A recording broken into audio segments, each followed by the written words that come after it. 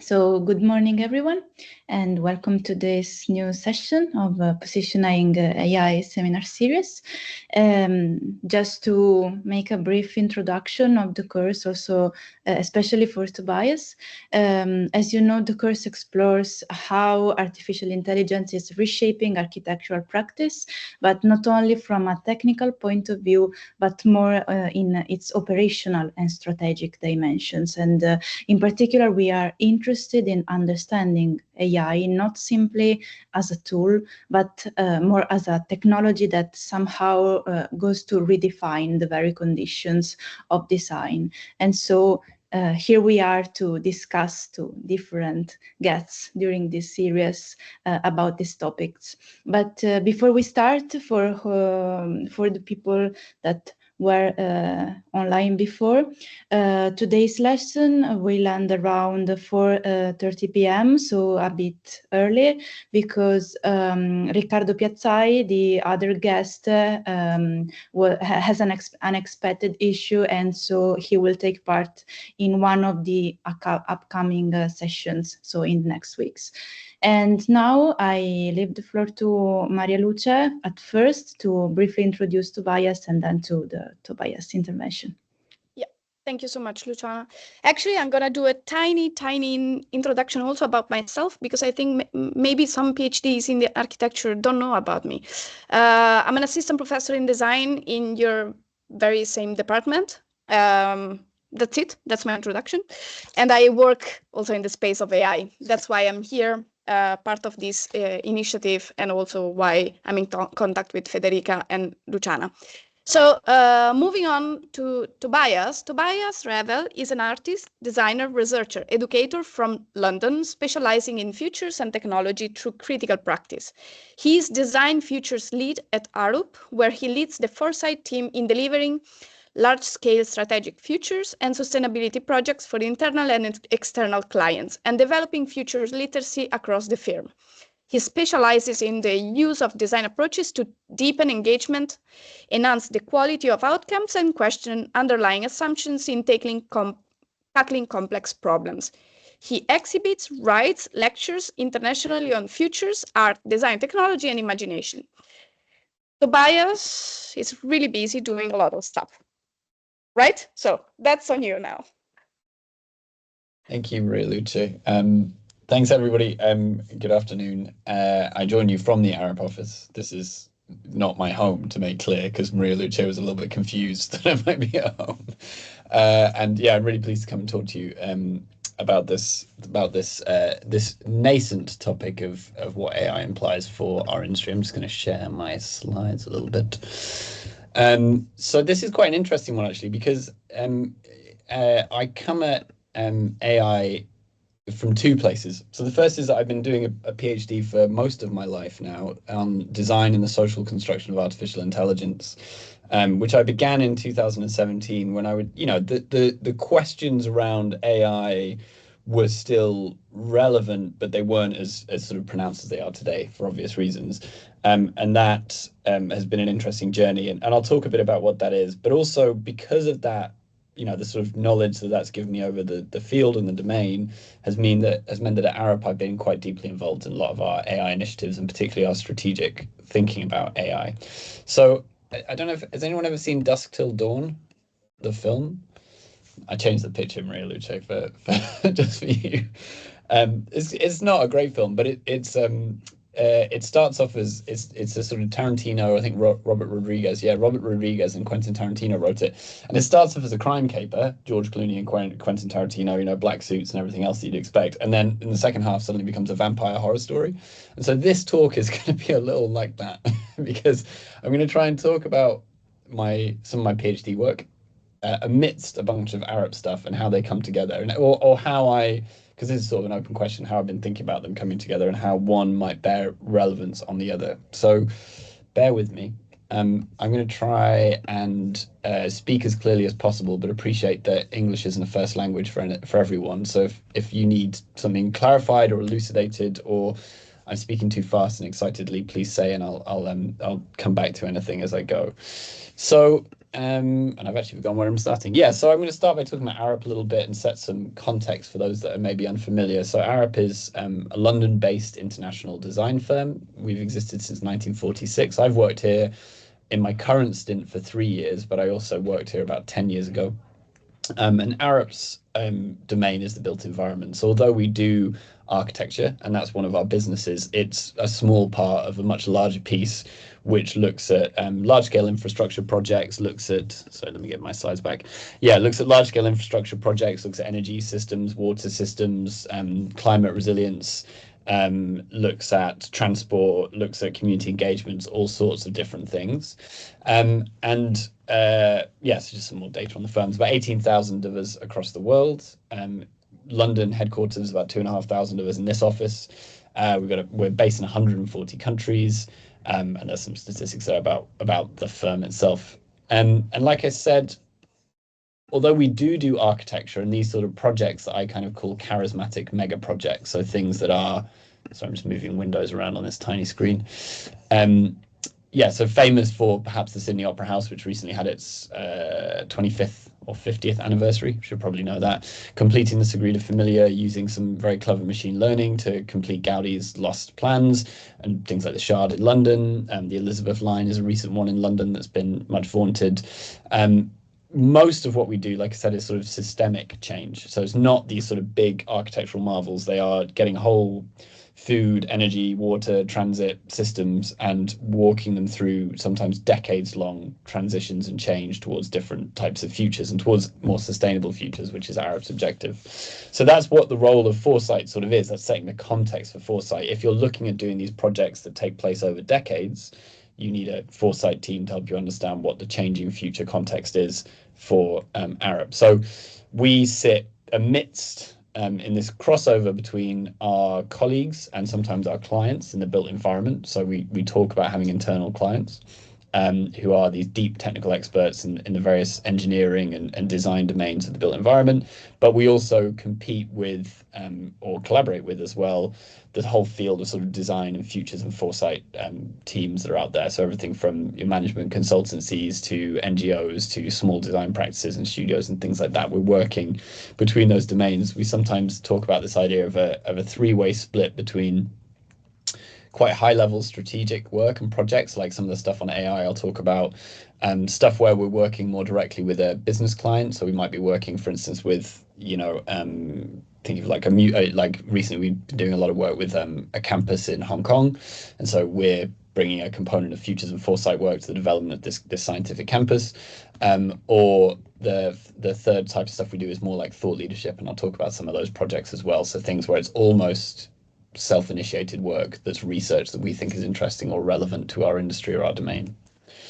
And we use the whole sort of gamut of futures. Actually, I should do a show of hands. Who's familiar with the notion of foresight? Hands up. I think it's good if you explain briefly. Yeah, okay, sure. So foresight, and it's also for the sake of positionality a useful thing, I think. So foresight emerged after the Second World War in particularly France, Britain and Japan as a response to industrial planning following the technological boom of the Second World War. So Second World War, computers, jet engines, a bunch of technological advances, reconstruction of these big economies, Japan by the Americans, but there was a need for some sort of futures planning about what was worth investing in, how these companies and countries would be restructured to meet the new to create and meet a demand for consumers. And so foresight emerges as really industrial strategy and technology planning, but then over the intervening decades has broadened much wider. So the role of foresight now as we see it and the way we use it in our practice is anticipatory. So we don't create so often particular roadmaps or plans or forecasts. What we try and do is lay out the different ways the future might emerge and how future contexts might come about in sort of 5 to 30 year period, let's say. And we often look at social, technological, economic, environmental and political change in that period. And then we help a client prepare to be resilient in that context. So we never make predictions. We would say this is sort of the range of possibility and this is what you should be paying attention to. And we have various different ways of doing that. These are quite common brackets of foresight methods and tools. So trend analysis is where we might be looking at emerging technology, emerging social phenomena, emerging economic practices, whatever it is, and thinking about what they might imply given a certain question from a different type of client. We might do scenario planning where we're being a bit more specific. So we're sort of saying, what should you do if this happens, basically? We might do visioning or road mapping. That's quite common. So very often, particularly in large scale projects, a client, let's say like a government client, for instance, would have a vision of what they want to achieve by 2050. You know, they want to eliminate poverty or, you know, reduce their emissions by X, Y, or Z. And then we help them on that journey by saying, okay, you want to achieve these things, but these are the things that might impact that piece of decision making. I mean, I could do a whole other talk about how foresight works. I'm going to keep us moving.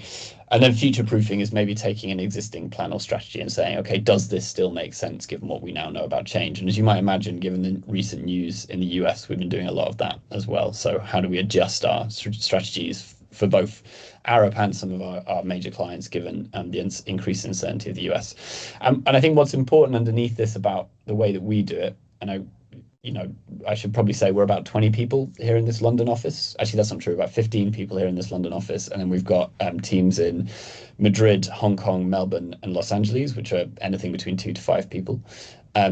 We are a design-led team. We're a design-led team that works in a design firm. That means different things in terms of outcome. It might mean that everything we produce looks a lot better than our competitors, which is 100% true. But it also means that we are mostly concerned with like the material experience of the future. We're not looking at S-curves and diagrams and charts and lines going upwards. What does it feel like? Like, what does it actually mean as a human being, as fears and anxieties and hopes and dreams?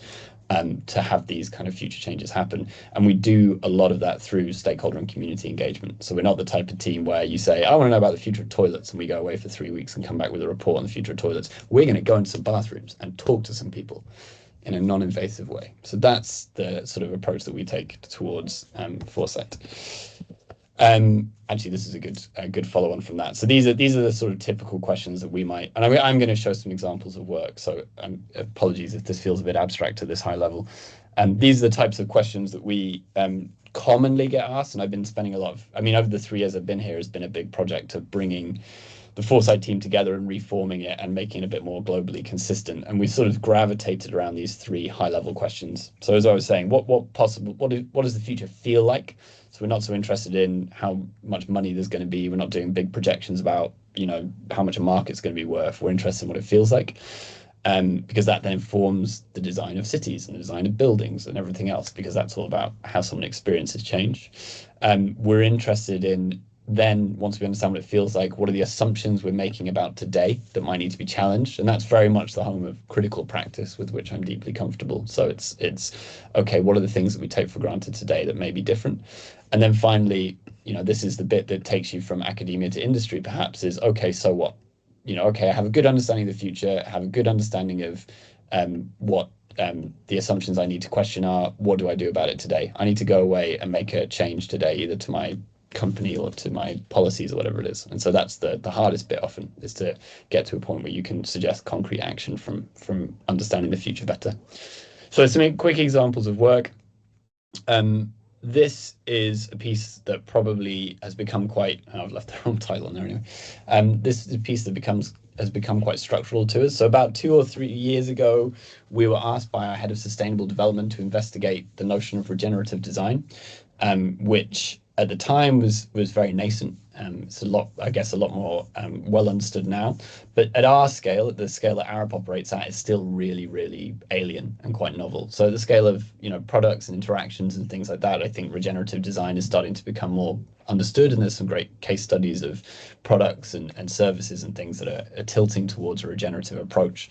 But at the scale of the city or the region or the catchment, there aren't many, and there's going to be a long time till we see them. So regenerative design broadly, if you're unfamiliar, is this idea that is we move beyond sustainability.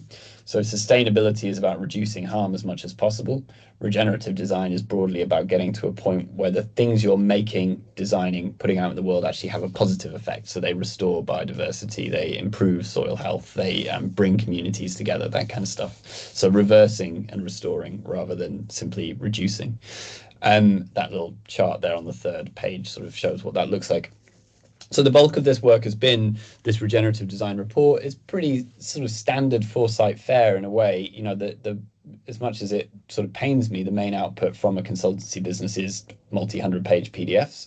And so this is a way of sort of showing evidence and rigor and research. And we pulled this together over many years with lots of interviews, lots of internal and external stakeholders, a bunch of case studies. And we're now currently working on a word that's very popular in Arup at the moment, operationalizing this piece of work. So in other words, okay, how do we put this into practice through our projects? And that might be through creating learning materials, it might be through creating public engagements, it might be through bringing in new people, for example.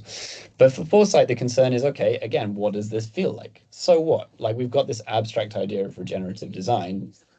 What am I doing in this future? And so in 2022, as part of the research process, we produced a film called Abundance. And Abundance explores a day in the life of a future designer in London living in a regenerative world. So it is a world where she eats with her community because it significantly reduces carbon impact. It's a world where she wakes up with sunrise because there's no artificial lighting in the city. It's a world where she can only consume food from within a 15-kilometer radius that's in season. Lots of these kind of tweaks and details that are both the so what of regenerative design, what does it mean, what does it look like, but also what does that do for how the city feels and what we think is important, what do we value in our lives in this new world. And as a design researcher, you know, this is also a form of research. This isn't just communication. This isn't just saying what we think regenerative design is. You'll note the dates. This was 2 years before we published the report. This was part of the research process, working through the material experience of the implications of what we were discovering in the format of a film. And we also did an exhibition and a bunch of events around it as well. But it's just a sort of example of how these things kind of fit together in the question of our futures research and our Foresight research. I mean, more relevantly to trying to think about changing standards, and I guess I'm coming towards this question about what AI is, which is the theme of this session, is changing the expectations of a really slow and small c conservative industry. The built environment is quite rightly kind of conservative because the risk is so high, right? You know, if you fuck up building an app, then you piss some people off. If you fuck up building a bridge, then people die. So you don't want to make mistakes.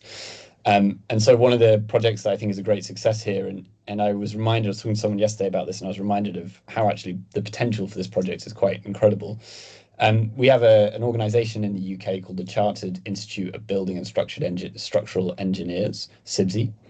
Although they're UK based, they have a global profile, and they charter structural engineers in the UK and also some other countries. I can't remember exactly.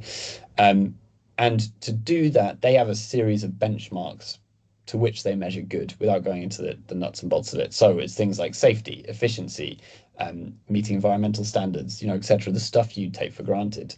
And one of our senior leaders at Arup last year was made the president of CIBSE, and she brought us in as the Foresight team to say, we need to, if we're going to move into a new world, these benchmarks need to be completely changed, right? The expectations of what good looks like in this industry is based in the 1950s. I mean, it needs to be updated radically, which again, small c conservatives, very tricky thing to do, because quite rightly, they think safety, efficiency, and so on and so forth are good benchmarks. And they're not wrong.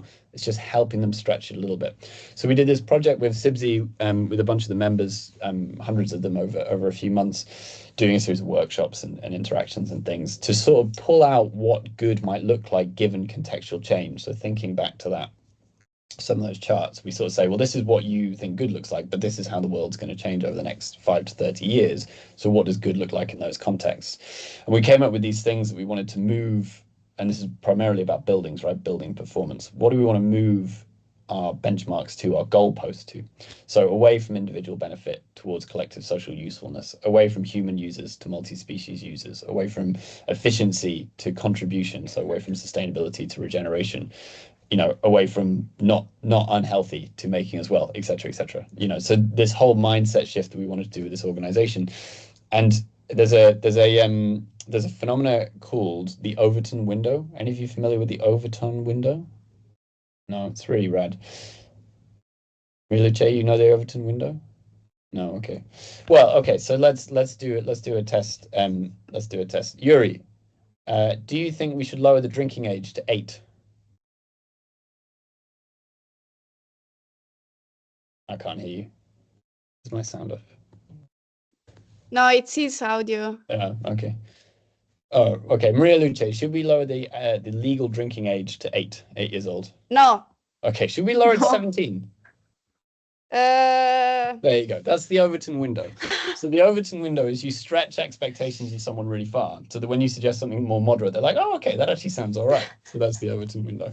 okay, thanks. It's a very useful foresight effect. So what we did is we created these archetypes. Again, it's a design-led project, even though it's very rigorous in evidence. These archetypes of what future buildings might start to look like and the type of criteria that we might instead draw on. And these were the Overton windows. You know, they're radical, pushing the imagination out there in the tradition of speculative architecture to some degree, although not really architectural models. We did make little 3D prints of them, which were really cool. So there are things like, instead of safety and efficiency and so on and so forth, what if we thought about variety, readiness, emergence, and connectedness? And emergence is particularly interesting because it's this idea that as uncertainty increases, instead of trying to, and I think Indy Johar from Dark Matter Labs was involved in this project, you know, and his whole thing is the shelters we build are to defend ourselves from the outside world rather than to allow us to flow through the outside world. And so the emergence one was really interesting because it was like, how do you create buildings that are genuinely adaptable and fluid in the changing context of both social demographics, weather, and everything else. So anyway, that's an interesting example of that sort of work. And I think it's also worth saying, as I lean into this question of AI, which I'm supposed to be talking about because I've banged on now about 4 seconds. Sorry. Yeah. Sorry, the interruption. Slightly slower, please. Slightly slower. Totally understood. Thank you. I understand. I'm incredibly guilty of talking very fast. It's my bad. Arup does do a lot of AI work. I'm not going to talk about this stuff in great depth. So this question of AI in the industry, you know, stuff like the SIBSI project was starting to think about this in different ways. But we have been working in AI for 15 or 20 years. So we use artificial intelligence or machine learning or NLP. At the moment, it's now called AI, but when I started, it was still called machine learning. For things like wind flow modeling. So we have a great software called Preact. And actually, they have this amazing thing, that team, where you can have a projection mapped table and they can use physical models of buildings and move them around, and it should still show wind flow modeling through, like, you know, an urban space. It's very, very cool. We have the UHeat urban heat model, which is sort of, I think, the global standard now for heat modeling, which was developed by Arup. So talking about how, you know, the shadiness of streets, the radiation of heat from concrete, et cetera, changes public heat in public spaces. And then we have things like Loop 360, which are less generative and more investigative. So this is a robot that we built. It was built, so unfortunately I'm not in my space, as you can tell. I'm in a little booth, but where my space is, we have a maker lab, and the Loop 360 folks were working in the maker lab, and they have one of the Spot the Dog robots, which they basically attach a camera to, and it can go through tunnels to look for cracks, identify cracks in the walls of tunnels, which obviously is you know, a significant safety benefit because you're not sending a human through a potentially risky tunnel. And Loop 360 is a crack identification piece of software they built for the little doggy. And then even in Foresight, we've been using AI in the last few years. This is a tool that we've been building called 131030, which is not a forecasting tool, to be clear. It's a data aggregation tool that uses both sequence-to-sequence modeling and bits of large language models to give weight to different future projections and predictions and map them collectively. I'm not going to talk about that too much more. It'll be released hopefully in September if my funding comes through. So this is then the swerve. Are there any questions on the Arup stuff? Because I'm going to now talk about the PhD stuff and then come back a little bit to the Arup stuff. Is there any question on any of what I've just shown, or about Foresight or anything else before I move on?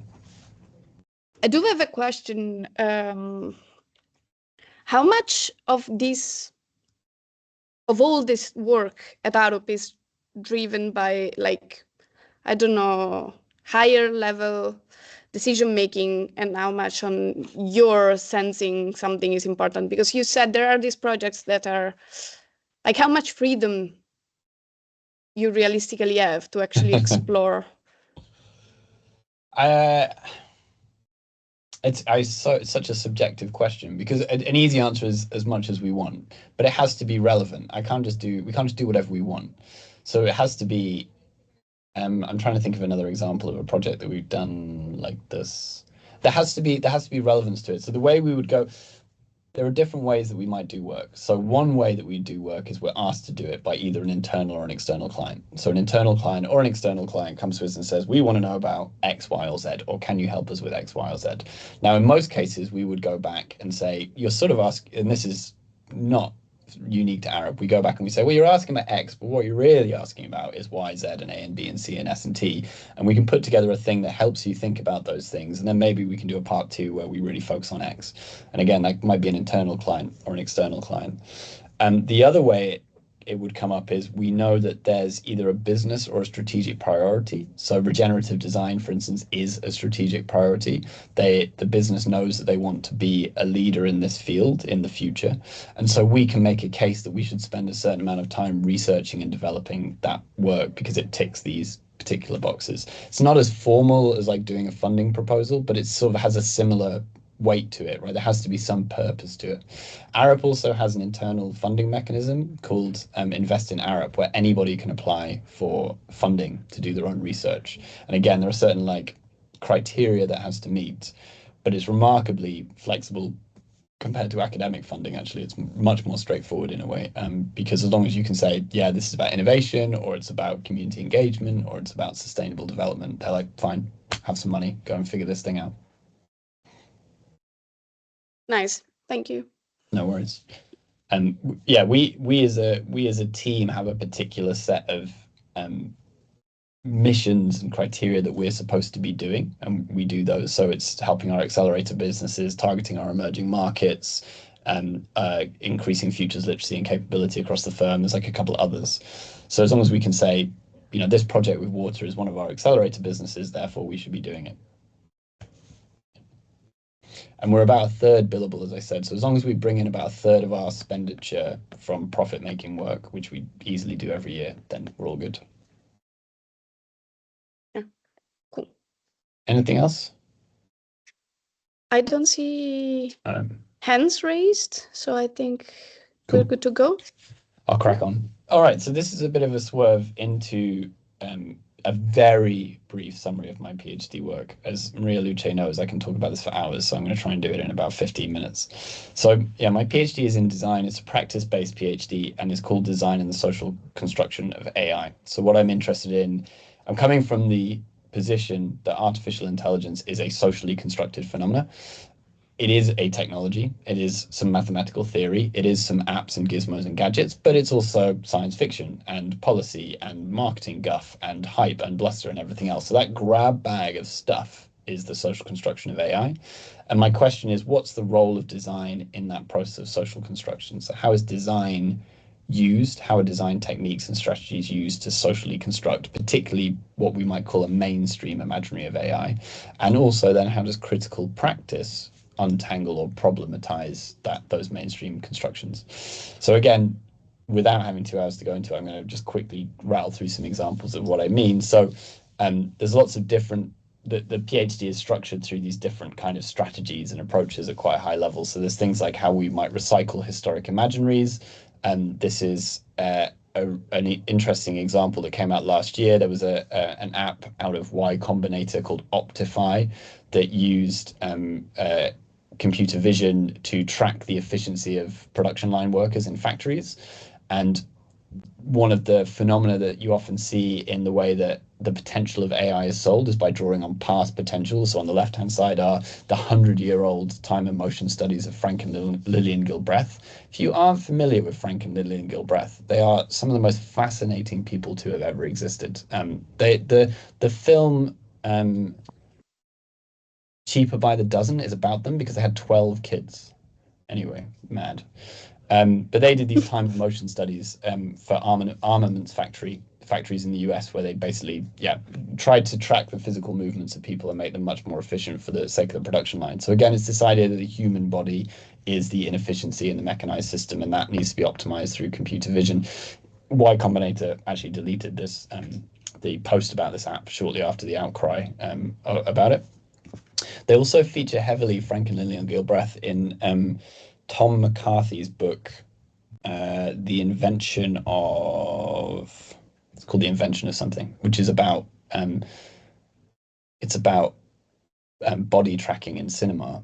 And draws this historical conspiracy between Franklin and Gilbreth's work and body tracking in cinema. I will say no more. Safe to say it's a brilliant novel. The other thing is the first step fallacy, which is a thing that I'm sure you will see all the time once you start to spot it. So it's the idea that a small advance in a very particular domain of AI is then expanded to mean, you know, sort of utopian applications well beyond the current capabilities of the technology. So these are stills from the AlphaGo documentary about the DeepMind documentary about the AlphaGo machine that beat Lee Sedol at the game of Go in 2016, and IBM's film about Watson, which won the game show Jeopardy in 2013, in which, you know, always at around Act 3 in the films, the documentaries, the promo videos, they talk about how this machine that's very good at playing a single game is going to result in whole new breakthroughs in areas of science and medicine, is going to reform society, is going to alleviate poverty, is going to solve climate change and all that sort of stuff. So this is a thing that's called the first step fallacy, which is a well-documented phenomenon, but is particularly prevalent in AI. I don't think I've included it, but if you read any of the sort of manifestos or think pieces about AI, they all do this. They say, well, now that we can, you know, now that it can put punctuation in the right place, we're clearly on the verge of curing cancer. You know, that's sort of a ludicrous set of assumptions. There's then the idea of performances and trajectories, which are really important. So these staged, very carefully staged pseudo events, as they're called. I've forgotten the name of the scholar who calls them pseudo events. So they appear to be legitimate events, but they're very carefully staged for their impact. So this is the appearance of the robot Ada at the House of Lords Select Committee in October 2022. And this robot is claimed by its inventor, Aidan Meller, who's the chap sat to its left there, to be the world's first artistic robot. There are plenty of artists who would dispute that assertion. And the very careful staging of this event is a great example of building a mainstream imaginary. So for a start, the whole thing was very well reported in the press. And it's very rare that people take an interest in these sorts of hearings in the run-up to them. This was about 6 months before the UK released its AI strategy. And so for the government, this is a way of making them appear future-facing and sort of engaging in new technology. And then for Ada Meller, it's obviously a way of him building some hype around his machine. Even then, the way Ada is presented is quite interesting and worthy of lots of examination. Ada is always presented as female, as most of these robots are. So Sophia is another example. But in this particular instance, it's presented as sort of a juvenile prototype. So its arms are exposed, which isn't always the case. Sometimes it has latex arms coverings as well. It also has a bob haircut and these dungarees, whereas very often it's presented in like a ball gown or something, and much more adult and feminized, let's say. So there's clearly been a decision here to present it as like a juvenile work in progress, forgivable for its mistakes, and even the performance itself was pretty poor. It broke quite easily and all sorts of stuff. But the whole point of this is to frame a particular imaginary of what these different parties think AI is for and what its role is in the future of creativity. We then have the kind of enchantment of scale. So scale is a major topic in the social construction of AI because of particularly the emphasis on bigger being better, but also the use of the sort of more than human, and I mean more than human, not in the good way, scale of artificial intelligence that is too complex to understand, so it's not even worth trying, right? And so this is Alexander Nix, who was the CEO of Cambridge Analytica, famously stole the Facebook profiles of, I think, 400 million Facebook users at a conservative political conference, CPAC, where he's sort of talking about how his amazing AI can help people win elections, and using the idea of scale to do that. So the graphics are all meant to overwhelm you. They're meant to convince you of the veracity of it, convince you of this idea that with enough data, anything is possible. Investigators from MIT later found out that Cambridge Analytica had no such technology. They had the data and they had Microsoft Excel, and it turns out that's enough to fluff it half the time, but they didn't have any functioning machine learning or AI at all. But they were using this story and these graphics of scale and power to sort of confuse people, to in one hand distance people from inquiring too deep into it. You know, it's too hard to ask too many questions because it's too complex, but also to convince people that scale is power, scale is control. Another thing is the invention of usefulness. I'm sure we've all, maybe not all, I'm making assumptions about you. Certainly I've had the question about what the hell all this is for various times, particularly around generative AI. And a particular thing that's been really prevalent, I think, in the later generative AI is this idea that Madeline Ackridge talks about, which is the invention of use. Is that most technologies don't come into the world with an application; they have to have it invented for them, have it given to them through social construction. This is just a great example from Figma. I guess the point of this post and Figma's thing saying it's up to designers to unlock the potential of AI is I'd be interested to know if anyone has any other examples, but to my mind, generative AI is the first technology I can think of where it was really like, it's really your problem how to make AI useful. I can't think of a single other technology where the emphasis has been so much on the people paying for it to create value for it. You know what I mean? Like IBM had a similar thing for their enterprise, some of their enterprise AI, which was only the curious and the courageous can make AI work. And I remember talking to this IBM design person and saying, but surely that's your job. That's not up to people who are paying you money for working software to make it work. Anyway, I think it's a pretty unique thing that it's demanding its users to create the value that then goes into the profit of these companies. I just find that really fascinating that it's so brazen. And then magic metaphors, but specifically occult metaphors, are another interesting part of the social construction of AI. And I've studied this much before I was doing this PhD as well. In 2013, I started a project called Haunted Machines, which was looking at the use of occult language in the Internet of Things. But magic is obviously really prevalent in a lot of the marketing copy, and there's some great scholarship on why that is, largely because it is a way of, at once similar to scale, framing the technology as opaque and unknowable because it's magic, you can't understand how it works, while also imbuing it with power, right? Those who can control it have this secret spiritual, this secret occult superpower that no one else has access to. So it's a really useful framing, and there's loads of great scholarship about where that originated, probably in a more innocent framing. So David Graeber writes about the idea that basically the people who invented the PC were all nerds playing Dungeons and Dragons, so of course they're going to default to magic as their metaphor for explaining what they're doing. So that's, I don't know how I did, Maria Luce. That's like a 15-minute introduction to a massive PhD that I normally do over hours. But I'm going to try and bring those two strands together now into some of the work I've been doing closer to home at Arup around AI, and why this designerly critical approach to thinking about it is useful in the context of a company like this. So, anybody know where this image is from?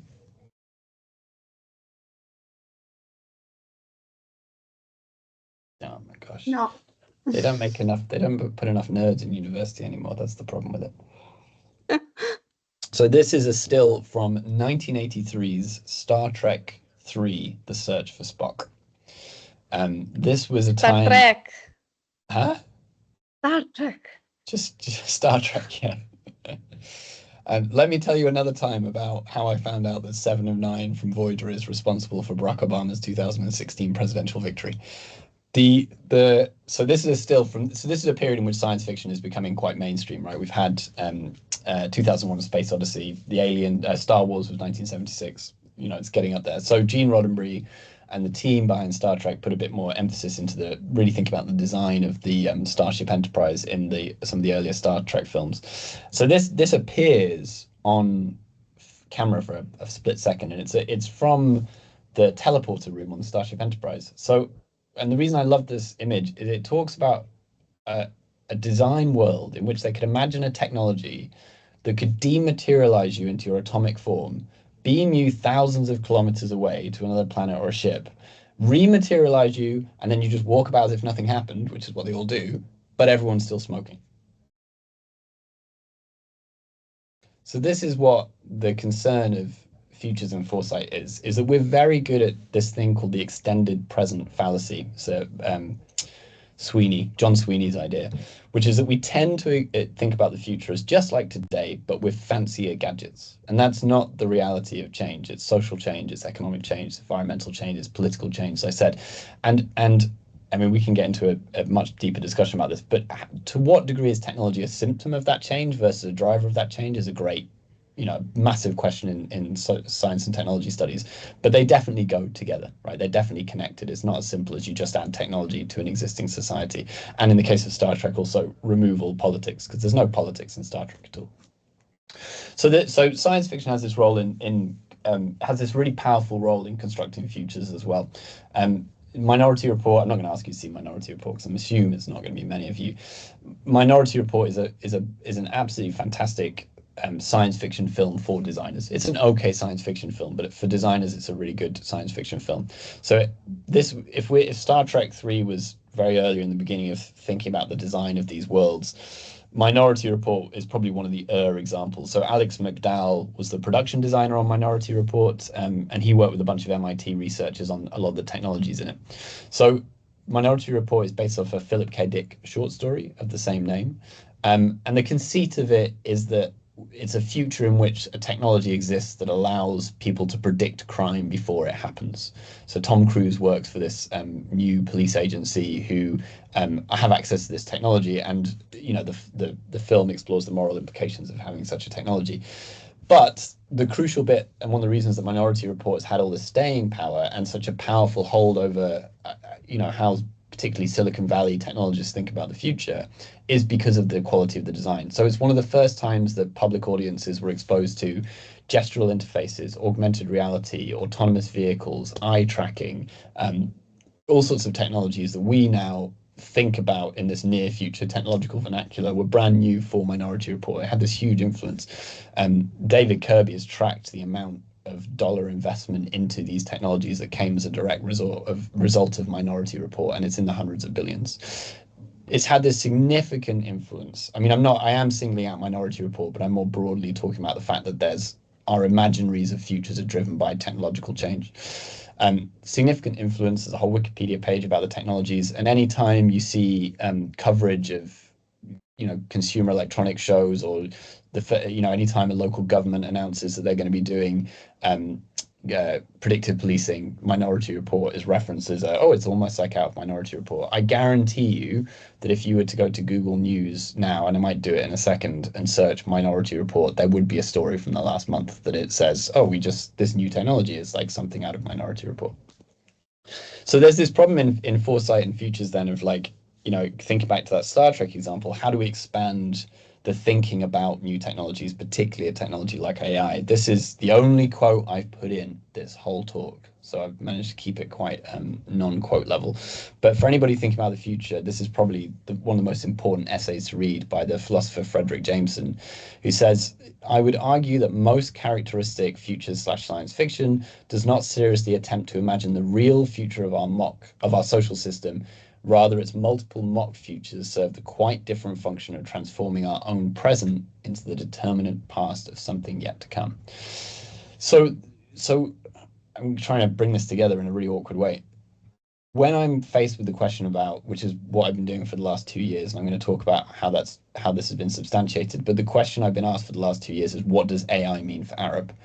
I want to help people in the business think beyond Minority Report and Star Trek and into what else is there. What else could we be doing that's different, that's unthought of so far? There is, of course, the BAU stuff, the business as usual stuff. We can make our systems more efficient. We can bring our data lakes together, blah, blah, blah, blah, blah. Important but boring.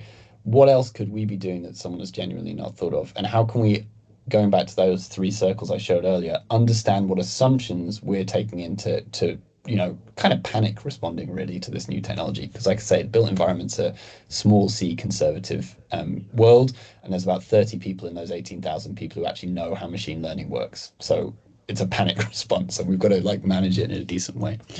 Where am I going with this? It's a good question. So that's what I was basically saying. How do we view? So this is a model, probably the de facto model of futures and foresight. If you look at futures in any way, you'll come across this cone. It's this idea that as we move through time, the range of possibilities expands, but and we get more. The range of certainty decreases. So in other words, the range of possibilities expand. We have a probable future. We have what's within the range of the plausible, and we have what's possible. And I guess, I don't know if you can see my mouse, but what we're interested in exploring is not what's probable.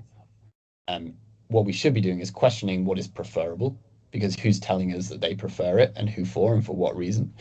And then what else might be possible that we can stretch our imaginations with, right? And then, just start to point towards and think about. It doesn't necessarily mean we have to invest billions of dollars in some made up technology like gestural interfaces, but we could be doing something that is as yet unforeseen. So I'm going to go through a couple of examples, starting at the most sort of out there and going back to the deeply pragmatic, because I think it gives you a full scope of how I've been responding to this question about what does AI mean for Arup.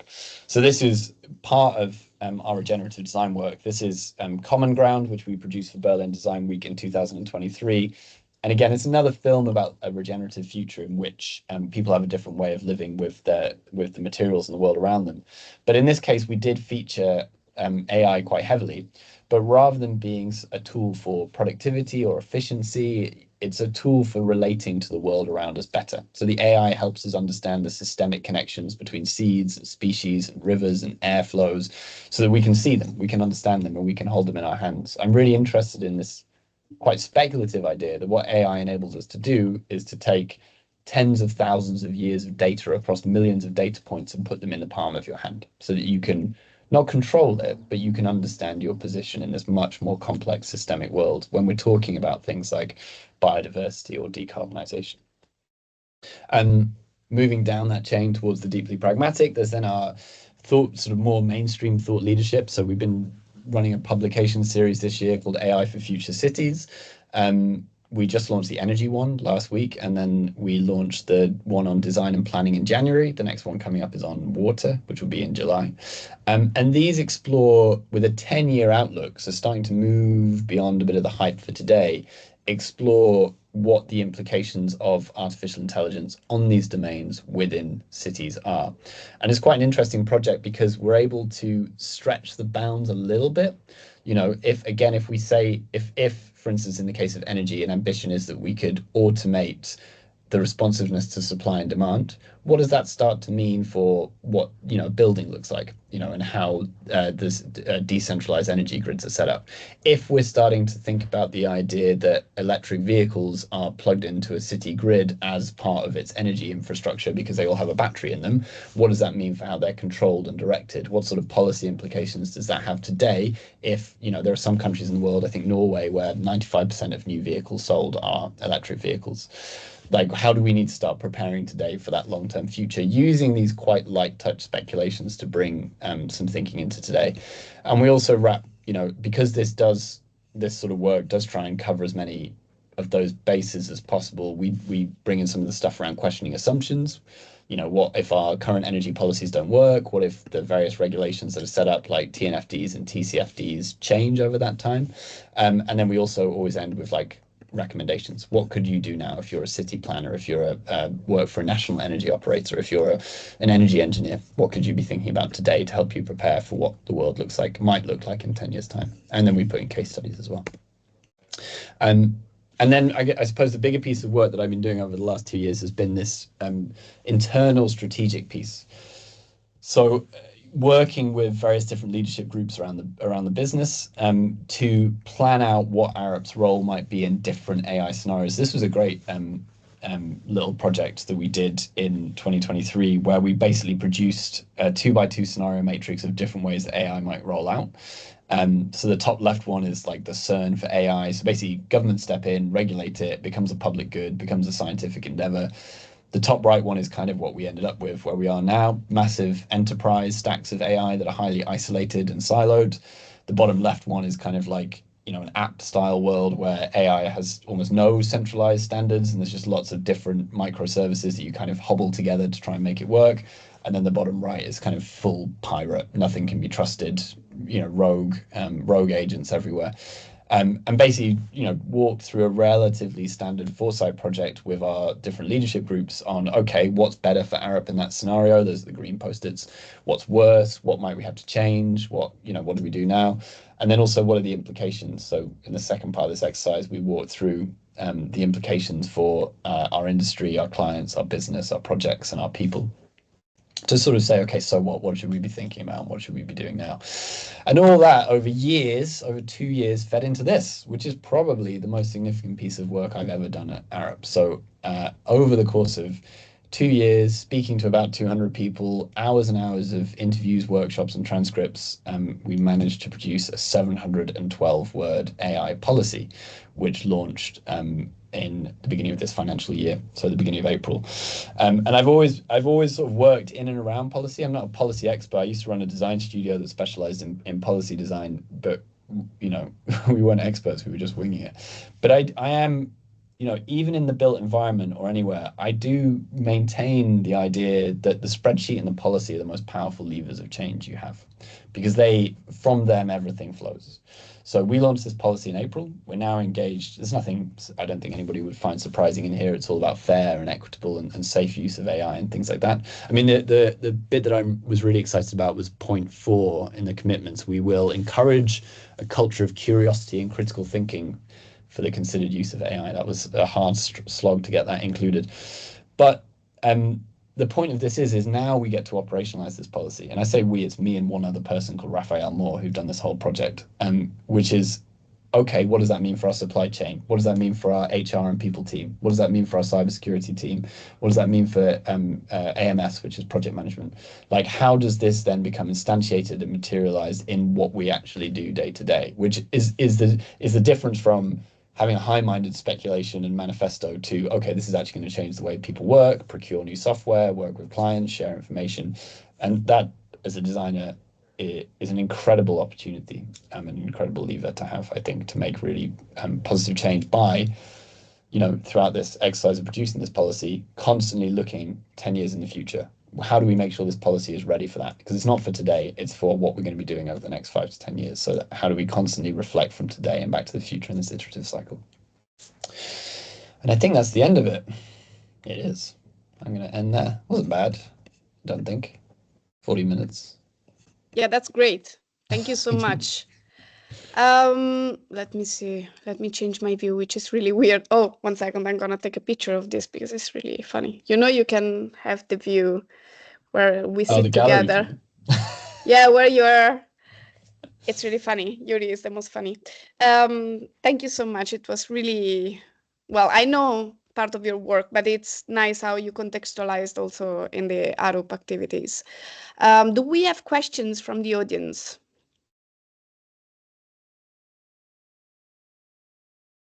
Otherwise, me and Luciana, of course.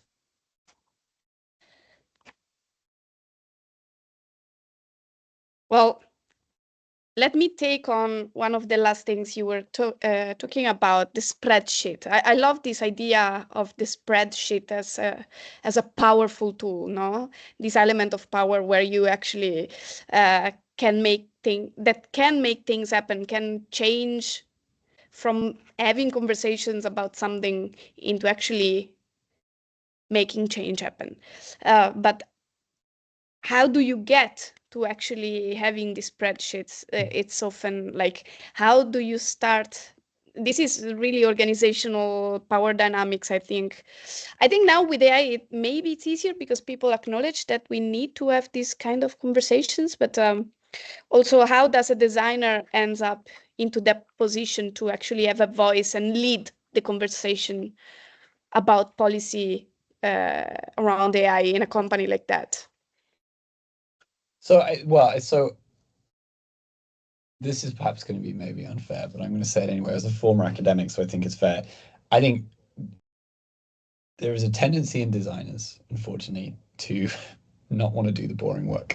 They don't want to go near spreadsheets because it's boring, and also they don't sort of respect it as a practice. I mean, I'm saying spreadsheets and policy, you know, the operational aspects of an organization, let's say. So in my former role before joining Arup, I was a program director, and I'm quite convinced I was a program director just because no one else wanted to do it. I thought it was an utterly fascinating opportunity to shape curriculums, decide research directions, build new partnerships, but it just did involve a lot of spreadsheets and business cases. And I was like, that's fine, because what that enables you to do is incredible. But it wasn't particularly glamorous and it wasn't particularly pretty. And it also involves, I think, you know, and I may be thinking about my own design context here, for designers who are traditionally rebellious and sort of anti-institutional and everything else, it involves acknowledging that that whole process is legitimate, which I think a lot of people don't want to do. So I don't know that so my answer to your question is sort of backwards, in that it's not what did I have to do, it's just that no one else was doing it. So it's just like, yeah, why wouldn't you? This doesn't make sense. Yeah. But now I'm not the only person to do that. So Matt Ward, for instance, has written lots about, and he used to be the head of department of design at Goldsmiths, and he's written a lot about spreadsheets and their role in design, as has Alex Deschamps-Encino, who's been a I didn't know. business I know about them, but I didn't know they put an effort into the space, actually. That's Yeah, super yeah, interesting. They've both written about the power of spreadsheets and the power of like actually understanding how an organization works. And actually, I think it's somewhat inspired by my love of David Graeber, right? Because that's what he was about. His thing was like the way to change a system is to get into it, right? Just get into the gears of it, understand how it works. And it's quite a designerly project to figure out, well, this is what it wants to do and the way it wants to work. And all I have to do is to sort of nudge it here and it'll just go over there a little bit, right?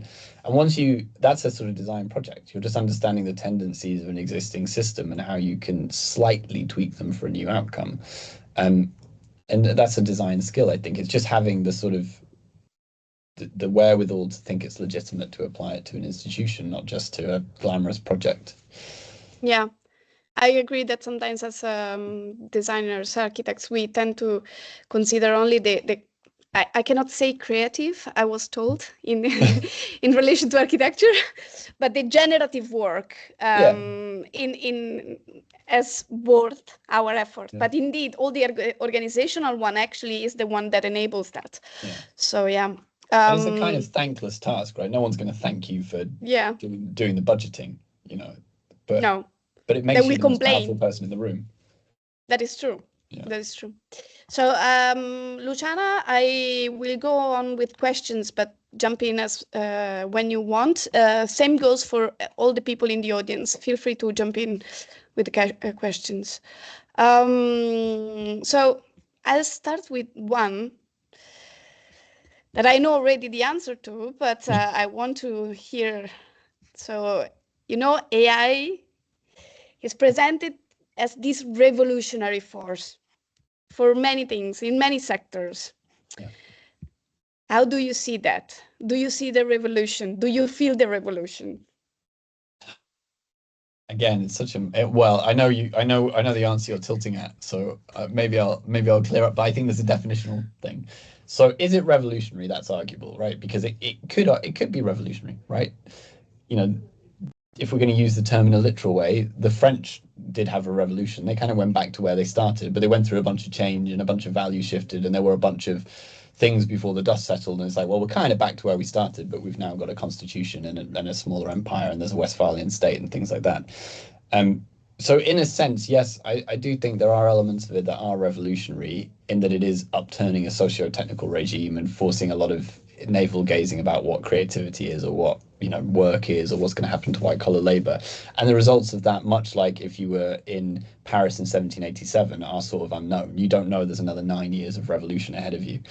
I'm hoping getting my dates right there. I think the French Revolution was 1786 to 1796. US was 1776. I think there's a symmetry there. Anyway, is it paradigmatic is the other question, right? So is it in the Kuhnian sense a paradigm shift? And there I'm like, no. It's absolutely not. So a revolution can still happen, and you can basically return to what you had before. English Revolution, another example, just brought back a different king. The framing of AI as a paradigm shift, I think, is problematic because it's not. It's an acceleration of what we're already doing. It's still extractive capitalism. It's still forcing value higher up a chain to an increasingly diminishing pool of men in America. So it's not shifting any socio-technical paradigms. It's not reordering society in any way. It's the no smoking sign on Star Trek, right? It's just fancier gadgets, but it's not actually a fundamental change in what we consider important or valuable or how we position ourselves as humans. So an example of a paradigm shift would be like the Copernican revolution, where it's like, oh, humans and Earth aren't at the center of the universe. That means there's a whole galaxy to explore, and then we get astronomy and everything else. Or the Darwinian paradigm shift revolution of, oh, wait a second, we're just part of this bigger system from which we, a few hundred years later, end up with environmentalism and ecology and things like that. And then the Lutheran revolution in Germany, which is all about, well, what's our relationship with the spiritual world in the Christian world? I don't think it's a paradigm shift. No, I think it's an acceleration of extractivist capitalism. Yeah. Thank you for that. And since you introduced the topic of labor, well, without necessarily going into the real topic of labor behind the AI, maybe it's worth reflecting on how do you see our own jobs like being affected, like as designers, architects, how how does the reality, the everyday changes, and what kind of skills or expertise do we need to bring to the table now, if there is any difference? In terms of the everyday changes, that's harder to know because it's so different in different places and different domains. I am sort of, the way we're approaching AI in Arup, and I think is broadly congruent with the rest of the world, is a kind of suck it and see approach, right? We're just going to try stuff and see what seems to work, and the AI policy we produce is helpful there, because then we have a good sense of what good looks like. You know, we're not trying to make things cheaper and quicker, we're trying to increase quality and things like that. So that gives us a direction for what we can play around with, but we don't have a firm sense of that, or really what, you know, we do know where there are certain areas like accounting and things like that that are going to be more under threat than others, but we don't really know. I think in the macro story is a bit more, I can make a bit more of an assertion about what might change. It's not a prediction in any way, but it's just a sense of it.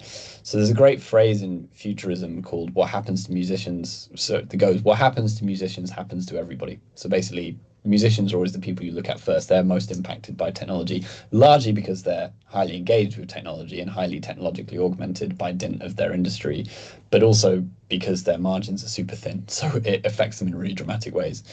And if every industry goes like music, and I think parts of design are already starting to do this, thinking about digital and UX, you end up with a huge homogenization to the middle through automation. And this isn't new to AI, this is software politics. As software becomes more mainstreamed, whether it's computer graphics software or AI or Photoshop, whatever, the software is increasingly designed to appeal to a more general and broad audience, which then cements certain presets, behaviors, templates for what should occur, right? So Photoshop gradients get made as part of the default, certain typefaces get baked into web fonts, etc., etc. It's quite likely that as more and more of a design process, even of like a large scale complex project, are automated, that fat middle grows more and more. Now, the flip side, and the reason I mention musicians is there's a really famous study, so famous that you've probably never heard of it, but I certainly talk about it a lot. From 2013 from the Spanish National Research Council, where they did a study of the last 50 years of pop hits to figure out if all music sounded the same, basically, to answer this question definitively. And they found out it did all, in fact, sound the same. They did a quantitative analysis of music, top 10 hits for the last 50 years, and found that it was homogenizing. And they coined a thing called the Shazam effect, which was basically because record companies had so much data on what people liked, they were able to just constantly reproduce the things that people liked, which resulted in this fat middle. The flip side of that, of course, of the Shazam effect is the long tail of weird stuff. You know, so you can now stream Argentinian hip hop from Spotify. I couldn't buy Argentinian hip hop in the local record store in my town when I was a kid. You know, you can access, like, you know, if you're an indie musician, you can potentially get yourself out there. So that's the other side of it. You've got this big fat middle and this huge wide tail of weird stuff. The more tangible thing, and what I think we have a big risk register for AI, which is like 30, 40 things. I think the thing that people aren't really talking about at the macro level is the idea that a lot of the skills, the practice journey of a designer or an engineer rely on doing, you know, to be candid, the low level menial work to build up the skills to take on more and more responsibility. Now, if you automate out a bunch of that low level menial work, you have a big skills gap between the people who are coming out of university and the people who are, you know, have 10, 15 years of experience of, you know, designing nuts and bolts for a bridge, right? How do you make up that gap? Because you can't just automate it all. And how do you get someone in, you know, and we all know that having the confidence to understand the nuts and bolts makes you a great leader of a team, right? You don't have to design the nuts and bolts anymore, but you understand the people who do because you've been that person. And so there's a real dissonance there. Add to that the increasingly reported fact that more and more university students are automating their studies, right, using ChatGPT to write essays. With lots of people are talking about this idea of cognitive debt. The OECD recently published a report saying that 1/5 of university graduates in the US this year are functionally illiterate, right? So they are, not that they can't read, but they don't have the higher education skills, because functionally illiterate doesn't mean they can't read words. It means that they're not able to discern fact from opinion. They're not able to deal with contradictory ideas at the same time. They're not able to structure an argument. That's what the OECD counts as literacy, because they haven't picked up, whatever their subject, the skills that you pick up through writing essays, doing presentations, etc., which are around there. So that group are now moving into the workforce, which again, this is all, yeah, that's an interesting piece that I don't know we really have thought through the effects of. Yeah, we don't know how to do that, right? Yeah, that's a very good question for us in the future. Federica, yeah. Yes, so first of all, thank you for your talk, and sorry if I couldn't understand everything you said. I'm sorry. You speak very fast That's for on me. So sorry if I ask maybe something you have already said, but I think it really connects with what you just said and what Maria Luce was asking. But I was curious on going more in depth on your own skills and competencies and how they have changed during time, from maybe when you graduated to now. Like, what did you have to learn to face these new roles that you have, or these things that you're doing now? Did you learn how to program? Maybe not, maybe yes, or did you have to achieve more critical competencies or something different? That's a fantastic question. A huge amount of introspection, with which, as an Englishman, I'm profoundly uncomfortable. But I'll give it a go.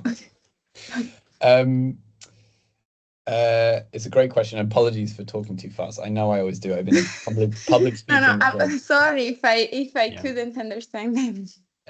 Public speaking for 15 years and still can't moderate myself. So it's a really good question, and I'm going to try and reverse it, think about it backwards. So critical thinking is obviously the thing, right? And I suppose I'm at a stage in my career where, and I'm not being arrogant, I'm just sort of talking about how a career path works in my experience of industry. You get to a point where it doesn't really matter what your role is. You want to get to a point where someone goes, that's a Tobias Revell shaped problem, and we need Tobias to do that, right? Whether it's, my former role fixing academic stuff, or whether in my current role dealing with like operational problems in a massive organization, you get known for a certain way of thinking through problems, a certain way of working with other people. Okay, so here's a great example. This is a real example. Just before I came to this call, I was pulled aside by a colleague who basically said, we have a real problem in this project. There are too many people involved. No one is making any decisions, and we've got a 3-month deadline. I need you to come and run it. So that's what I mean. It's like, we need the person who's going to be a bit difficult, just make some decisions and tell people what they're going to do. And we know you're good at that. So we're going to bring you into this project. Because I'm a type 1 person. I'm not really interested in empathy. I'm interested in just getting things done and getting them in the world. So that's one thing, is you become known for a thing. And part of that as well is learning to mitigate your weaknesses. I know I'm not great at dealing with like patients and dealing with people. So I work with a lot of people who do want to really chew through problems and talk about them and think about them and really sort of, go around them. And I've learned to say, okay, that's not where I'm going to be strong, but I do know someone who we should bring in who would be really good at helping us talk through that stuff. So you learn to mitigate your problems. So critical thinking has always been a USP, I guess, as well. So it's this idea of like, always asking why of everything. Always, any assumption that anybody makes, why have you made that assumption? I suppose the main thing as well that you have to get really good at, and where I struggle to use AI to bring it back to what's relevant, is like very carefully structuring ideas for very particular audiences, which again is quite designerly. So obviously we've got Copilot and all that, that's, and access to all of its top tier features. But if I say I need to write a presentation for our head of sustainable development about our recent regenerative design engagements, it's just not going to do it, because I know what that person needs to hear. I know what they're interested in. I know the other conversations they've been having. And so part of the thing I've learned is saying, okay, I know that Jo went to that thing over there. I know that she's been talking to Malcolm in materials about mycelia. So I know that I need to structure these ideas and what I want from her in a very particular way. So learning those competencies has been really important. It's not just going, here's my idea and here's how it's great. It's framing things in a way that your audience wants to be able to hear them. And especially in an industry like this, where no one wants to release the budget, everyone wants to make as much profit as possible. Being able to frame things in such a way that they can that makes sense to them and what they need to hear is really important. And I guess as far as you mentioned programming, I was brought up in the tradition of speculative design, which, without going into it, is this idea that we make design prototypes to help us think about the future. But I always found it troubling that we might do, for instance, a project about synthetic biology or genetic engineering or AI and not really actually do that thing itself. So in later years and through my PhD, I'm much more into Wackery's idea of material speculation. So I don't feel I can talk with any authority about AI, save for the fact that I've spent a lot of time in Keras and a lot of time learning Python to try and get crappy machine learning to work for me on art projects. And it's the same if I'm doing stuff at the moment on regenerative design. I went and spent a week in Cumbria on a farm trying to learn about permaculture, because otherwise, like, how can I talk to people about the material experience of the future if I haven't materially experienced it myself? So I do believe in this idea of, it's quite woo-woo, but like embodied learning and embodied experience as a way of just feeling like I have the authority to talk about something, without having direct experience of it. Yeah, I think it's great, Federica. I think this connects a lot also to the questions we have about how we should change our programs, how teaching should expand, what new subjects should we include, what should be our future program. If you were to hire new graduates, like freshly graduate students, what would you like them to know? Like, what would you wish they studied if you could go through their study records? Okay, so we do hire graduates, so I can speak about that from a real perspective. I don't think there's any particular thing that we look for. We're obviously a design team, so an understanding of design is really important, and so having some portfolio of design is really important. Saying that, our designers come from filmmaking, illustration, architecture, computer graphics, and film, so all sorts of different domains. The thing that I think we're looking for, because we're a really interdisciplinary project-based team, is the ability to move really fast between different ideas and different domains, and to work in a really agile and quick way. And that requires, I think, you might then say, okay, I should have a really well-structured portfolio, but actually, if someone's curious and interested in the world, it immediately comes across in their portfolio. It's like, okay, here's a poem I wrote, here's the stand-up comedy I do, I went to this improv class, here's my photos. It's like just this range of stuff that's just someone who is relentlessly interested in everything. That's like the perfect person, because they're just going to dive headfirst into anything you throw them. There's definitely like a quality benchmark, right? We definitely want stuff that we know is going to be good, because we've literally just hired 2 new graduates, and one of them started when I was in Germany the other week, and they have to hit the ground running, and we don't expect them to know the operation of the company and all the stuff, but we need to know, look, we need to produce this Miro workshop. Here's a sketch of the board. It needs to be good, and it needs to be good straight away. But I think that curiosity is the thing that always jumps out. Like if someone is genuinely like motivated and interested, because frankly, also, if you're working at a company like Arup, the opportunity to like explore your interest is amazing. One of the first meetings I had was with a low gravity fire safety engineer who has remained a friend to this day. So he dealt with fire safety systems on satellites. Just incredible.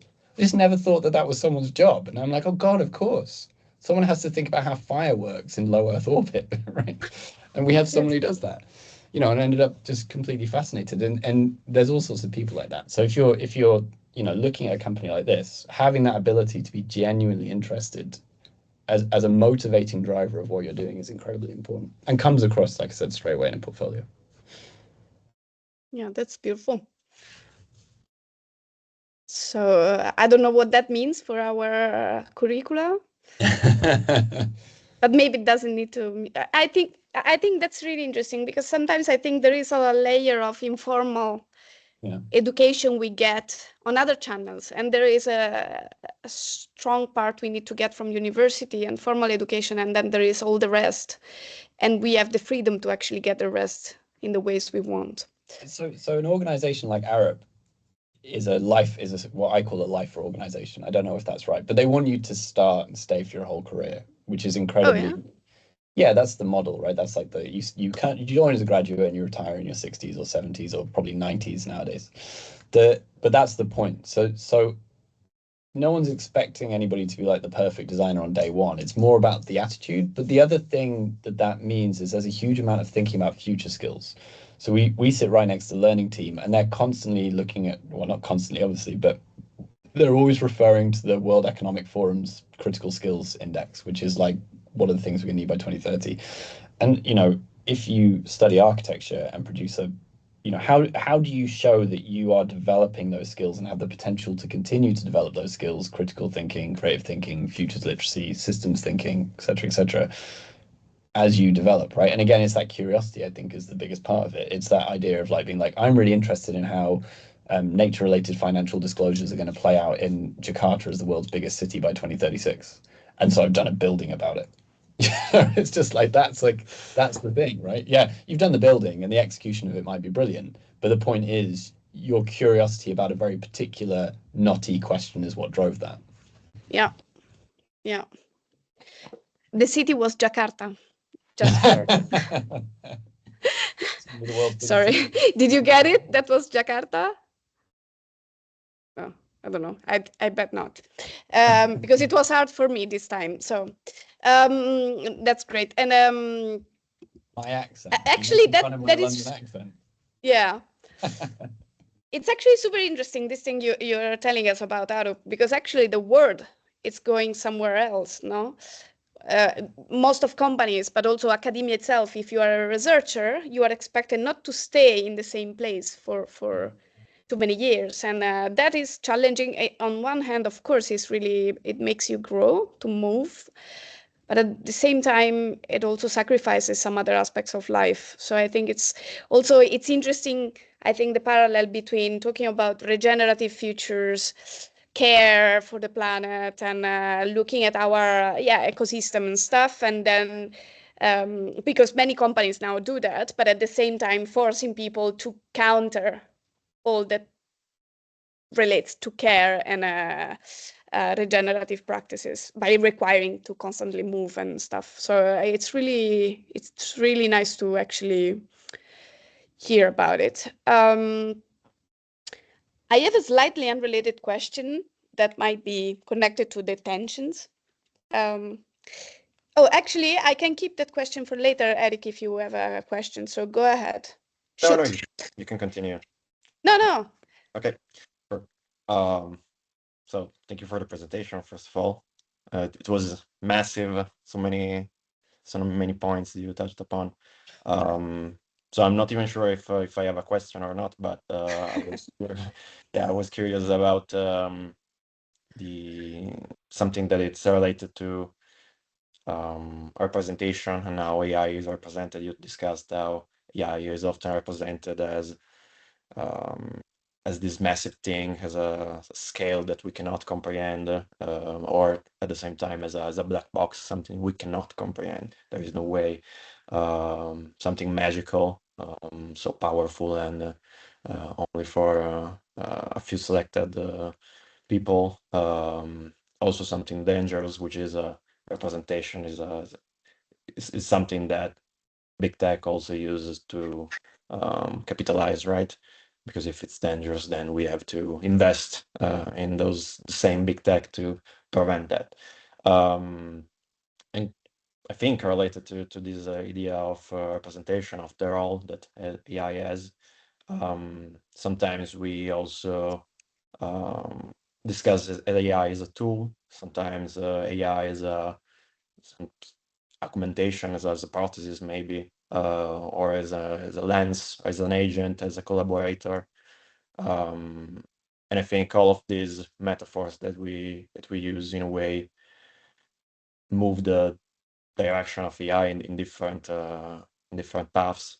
None of them are perfect. So lately there has been a lot of discussion on AI as a collaborator, collaboration with AI as an agent, which is fascinating, but also someone says that it obscures a little bit all the work that is behind the AI, and also what AI is actually made of and what it can do. So I'm not sure if it's a question, or is it something that you are reasoned about or resonates with you? Yeah, definitely. And yes, all those metaphors. I think the one that I've found the most useful as a near accurate representation is either Alison Gopnik's idea of it as a cultural technology, which is, she equates it. She sort of ludicrously extends the printing press metaphor a bit humorously, but actually arrives at somewhere quite interesting, that it's a technology of reproducing culture, or Vlad and Yola's idea of the new scope. So he talks about it as a tool for magnifying knowledge. So a scope being a device for zooming in on something, but a new scope as in like isolating and magnifying certain types of knowledge. He has an amazing paper called The New Scope Manifested, where he describes sort of, I think, 12 ways AI functions as a new scope for privileging, isolating, and magnifying certain types of knowledge. So yeah, and all of those different things are interesting because they can be deployed in different ways by different parties who are interested in using them in a particular way. I mean, the collaborator one is fascinating, right? Because it's like, oh yeah, you're collaborating with a massive corporation largely to their benefit. It's sort of a strange it's a strange way of framing it as a collaborator, because it's not the sort of relationship I've ever had with a collaborator to have something that does all my menial tasks for me. Sounds like wage labor to me. Yeah, I was just, I mean, I've just done some interviews some months ago with researchers, qualitative researchers, about using AI for supporting or complementing their job. And often they relied on this metaphor of assistant, which is closely to the same as collaborator, but on a hierarchical level, where they delegated to the assistant the menial tasks, the boring stuff, the spreadsheets, or the I don't know, stuff they didn't really wanted to do, while they kept the creative, the knowledge construction work, and so on. I think yes, yeah, exactly. I think that feels more appropriate. There's some great work by Betty Marenko. She talks about the idea of the creative part of the relationship with AI being in the glitch. So a bit like Legacy Russell's stuff on glitch feminism. It's not that it's, I suppose it's an unresolved question of like, how creative can AI be, and where, and also frankly, it's similar to the question of life in genetic engineering. We don't really know what creativity is or how it works, and anymore with humans, let alone with machines.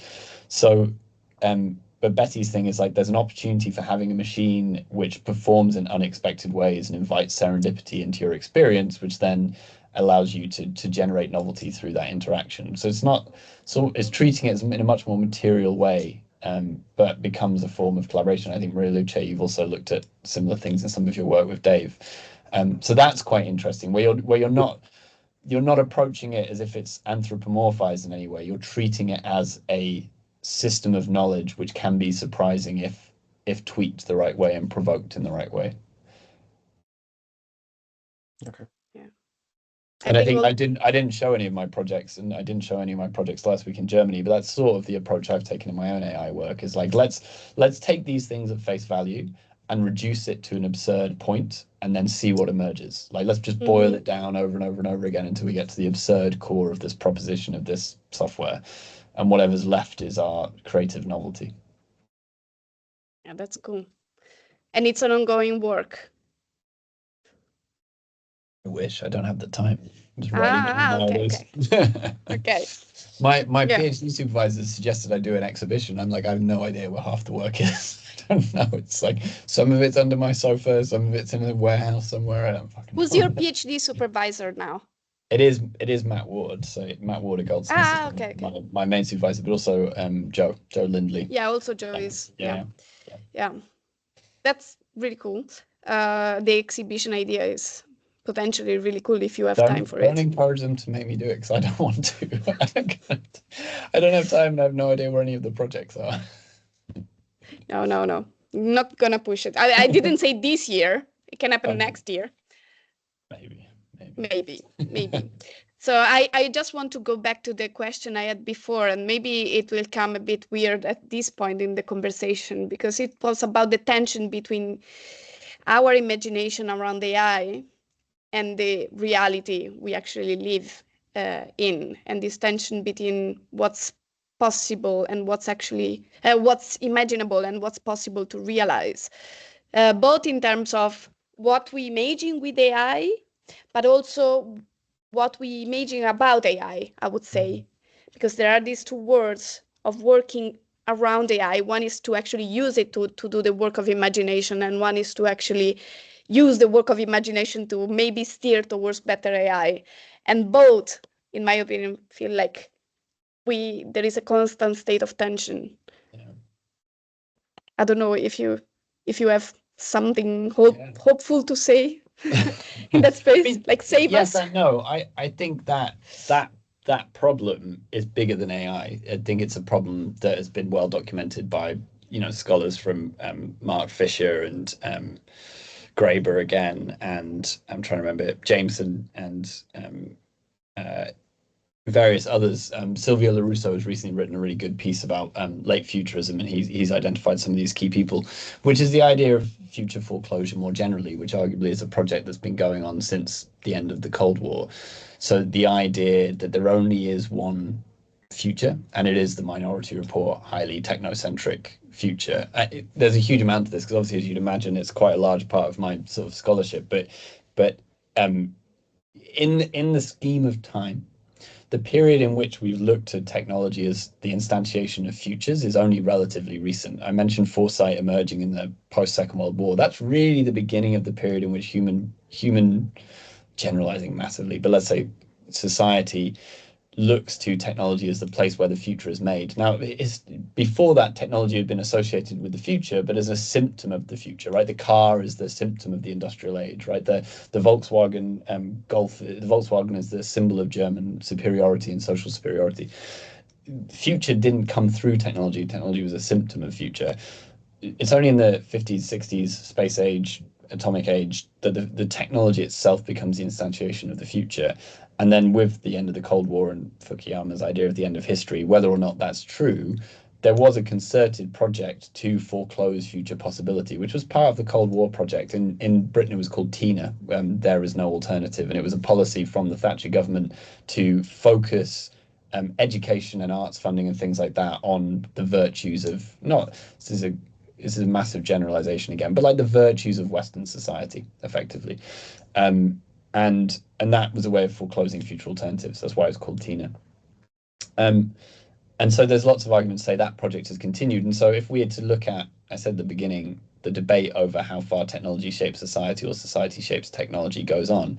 But if you look at, I tend to think about AI as a product of that rather than the other way around. So just like any other technology, whether it's autonomous vehicles or Photoshop or Shazam and Spotify, they're all about this gradual foreclosing of future, limiting uncertainty, because it behooves the people who make money from technology to reduce uncertainty as much as possible. Their chart that goes upwards for growth until 2030 relies on the fact that there's not going to be sudden change. They don't want alternative futures. And I'm not saying that's because they're nefarious and evil and there's a conspiracy. We just don't have a society, a social condition, which is about like, let's embrace change and uncertainty. And the world's already full of uncertainty, and we try and lock down as much of it as we can by using technology. And so, to go back to your point, of course, therefore, the AI we create is going to be one that reinforces the things that we already have, right? Whether it's, the idea of creating and using synthetic data, or it's the idea of the AI that's funded being stuff that's around creative and generative endeavors, because your overall condition is one in which you don't want to genuinely create new things that shake up the existing socio-technical regime. You want to install it. I mean, I remember on the eve of ChatGPT being released, I remember it really distinctly because I was at a futures conference with a bunch of futurists. And I remember saying, I know exactly what's going to happen. They're all going to release them, because they've all got them. They've had them for years. They've been publishing the science. They've been out there. But post-Cambridge Analytica, no one wanted to put these things in the public domain because they knew the risks. Even OpenAI with GPT-2 are like, we're never going to let anybody near this. It's crazy. And now they're just like, yeah, put it out there, put it out there, put it out there. Because, I mean, this is, again, short version of the story. You've tried crypto, that was a bust. You tried the metaverse, that was a bust. And you promised your shareholders limitless growth. So what's the next thing you've got under the cupboard? You're like, well, we've got this generative AI thing. Let's see how that goes. Throw that out into the world. And before you know it, we're here. And everyone's going, what's it for, though? What's it for? It goes, you got to figure it out. So yes, that's beautifully summarized. Since we are basically at the end of our session, Yeah. I wanted to make a summary of what you just said and see if you agree with that. Would you say that multiplying possibilities around AI is a deeply political act? Yeah, yes. I would say almost everything is a political act, but yes. Ah. If you want to make a better summary yourself, please go ahead, as you wish. Mine was like, yes, let's go political once again against capitalism and well, but to go back to my point about institutions, I don't think you have to be adversarial about it. Hopefully what I was talking about in Foresight and the work we do here is more like, we're not going against it. We're just saying, okay, how can we question those assumptions and do something that's better along the aims that we've specified, which are towards a regenerative future? That's not saying capitalism's evil. It's saying we can work within this structure to then do something better that's an increment. Now that might be slow and frustrating, and